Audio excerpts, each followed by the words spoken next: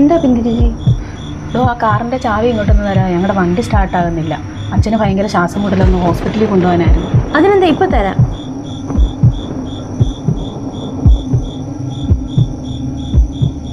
നമ്മളേത് ബിന്ദു മേടലോട്ട് കൊടുത്തേക്ക്.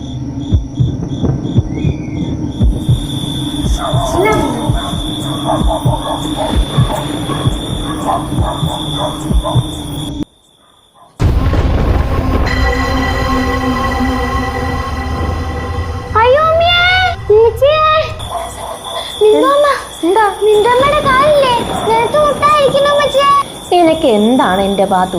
പകൽ മൊത്തം വാക്കുമായിട്ടിരുന്ന് പ്രേതകഥ കേൾക്കും, രാത്രി ആകുമ്പോ ഇങ്ങനെ കുറെ വെപ്രാളവാ.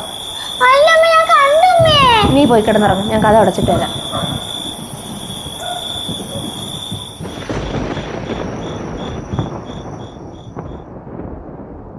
വിധിച്ചേച്ചിയൊക്കെ പോയി, നിങ്ങൾ പോയി കിടന്ന് ഉറങ്ങിക്കേ. മുച്ചായും കിടന്നേ, ഇക്ക വരാൻ ലേറ്റ് ആകും.